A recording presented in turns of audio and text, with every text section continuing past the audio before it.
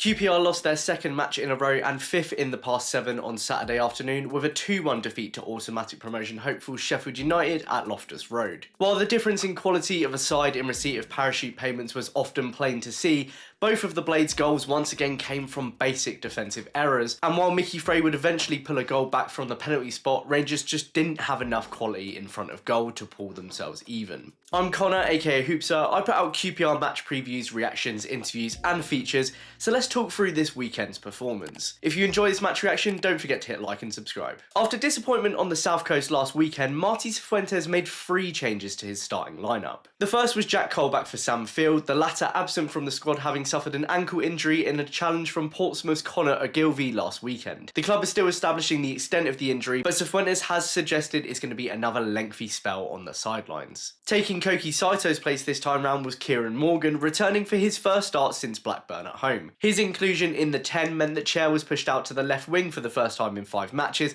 while Yang Min Hyuk was the final change, replacing Paul Smith on the right. Rangers didn't get off to a bad start, trading their usual back to the keeper kickoff habit for a failed training ground routine before Jimmy Dunn commenced attacking proceedings with a deflected shot on 5 minutes and a header wide of the right post from the resulting corner. Jonathan Varane shot from range a few minutes later, managing to keep it on target for what felt like the first time this season, but it was a comfortable catch for Michael Cooper in goal. It's a shame really, after not looking out of place against a top division in these opening moments, that we threw away the parity of this match so cheaply in just the 10th minute. The danger started a couple of minutes earlier. Harrison Burrows able to take the ball past Yang much too easily and deliver a dangerous ball into the box that Cook had to head out for a corner. Edwards did well to block a powerful volley from Tyrese Campbell from the resulting delivery, and even better to deny him from sending it back into the box, but Yang pondered too long on the reclaimed ball and was immediately hassled out of it by Gus Harmer. Vinicius Souza swept it up and wasted no time in getting the ball back into the area, playing a slow lofted cross to the 6-yard box that Nardi didn't fancy coming to collect, nor did Dunn or Powell fancy even attempting to head. Brereton Diaz obviously said don't mind if I do and glanced at him for what must surely be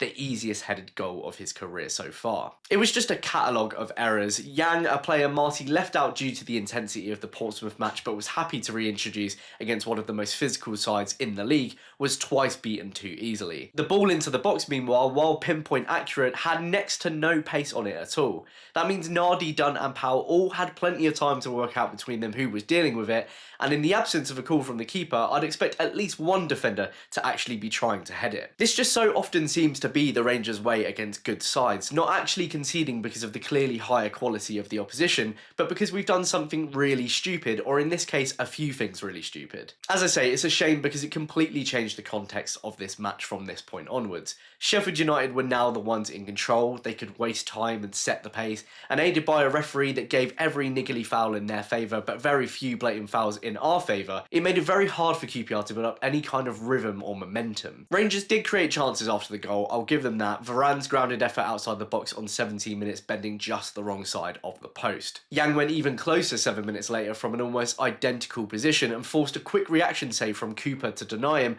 but like all top sides, Sheffield United often turned defence into attack very quickly, in this case nearly setting Campbell through just 2 passes on from that save until one of many last-ditch blocks from Varane broke up the move. For the next 10 minutes, the gulf between the sides was clearest to see, the Blades working the ball with precision and prowess, and bizarrely given they were only a goal up, the odd flick and trick for good measure. For a little while, with our press just not high or intense enough, we just couldn't touch them. The strangest thing though is this didn't really equate to many chances for them. It almost felt like they were playing like they were 3-0 up, and if they dialed things up a notch, they probably could have been. But they didn't, and as the half wore on, we still got more chances to equalise. Frey blasted the ball wide of the top left corner on 26 minutes, Yang stabbed a loose Chowdhury clearance wide of the bottom right 2 minutes later, and saw another corner ball volley ricochet through the box on 37 minutes. Chair then had a fine curling effort pushed out by Cooper a minute later. Frey even had the ball in the back of the net 60 seconds after that after turning in Dunn's header, but that was correctly ruled offside. The real difference here between the two sides, ultimately and unsurprisingly, was quality in front of goal. If we had just one of Sheffield United's Brewster, Moore, Brereton, Diaz, Campbell or Cannon in our starting lineup,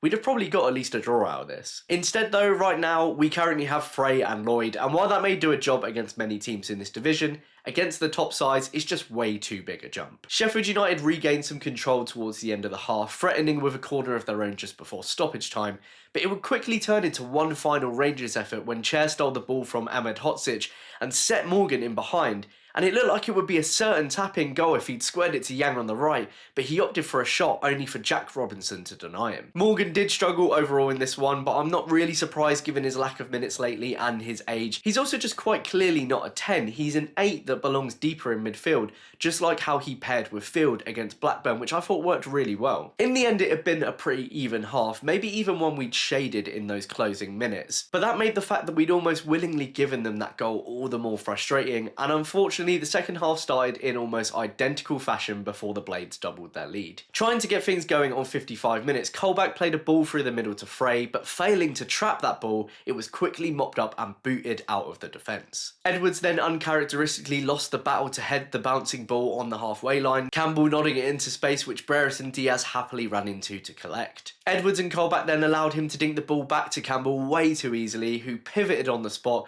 before whipping the ball beautifully just outside the 18-yard box and into the top right corner. It was an absolutely outrageous hit and one that was actually a genuine pleasure to witness with my own two eyes, but my god, our inability to deal with a bouncing ball and a simple inward pass was staggering.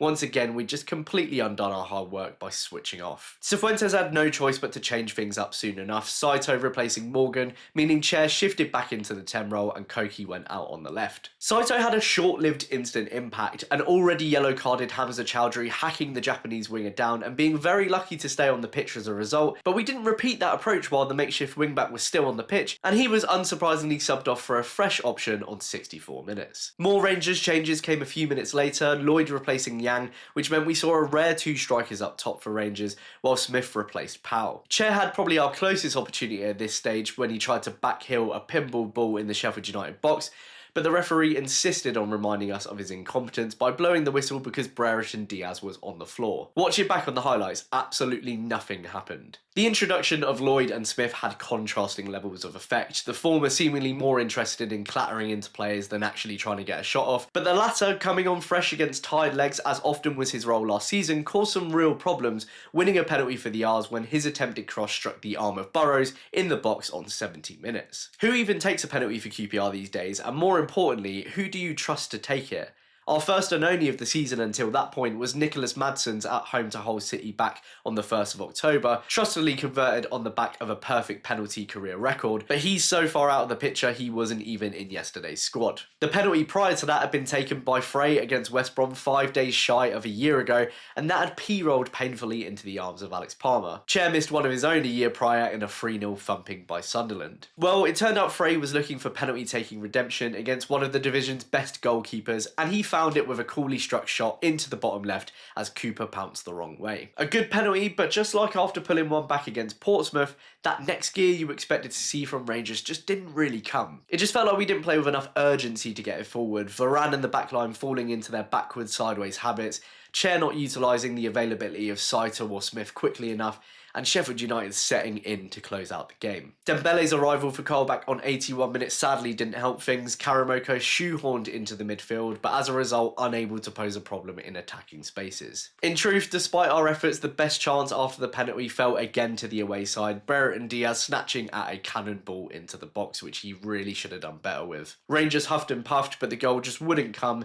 and another comeback against Sheffield United this season was denied. I felt really conflicted putting this match reaction together. Looking at the stats and the highlights after watching the match in person, I almost feel like they were more complimentary than our actual performance. Personally, I just don't think we set up as best as we could for this one. We've seen Rangers tactically frustrate good sides at home, the 3-0 win against Norwich City probably the best example of this, but I just didn't feel like we set up to frustrate Sheffield United in this one. We didn't press as well as we know we can, and although it ended up being a close scoreline, I just don't think we actually ended up causing them that much genuine trouble. Now, with the golf in expenditure and quality between the two sides, I don't feel too disheartened by that. We're a work in progress, and our recent form has shown there's a lot to be done before we're regularly competing with the top sides in this division. But I think the reason I feel conflicted is because while I didn't think this was a great QPR performance, fix up those basic errors and you probably do get something from this match against a promotion candidate. While Sheffield United clearly have so much more quality than QPR, it really was of our own doing that we lost this one. Right, anyway, that's all from me. Please let me know what you thought about this match in the comments below as usual. I'm looking forward to seeing your takes on this one. If you're new to Hoopsa and you've enjoyed this match reaction and you want to see more QPR content,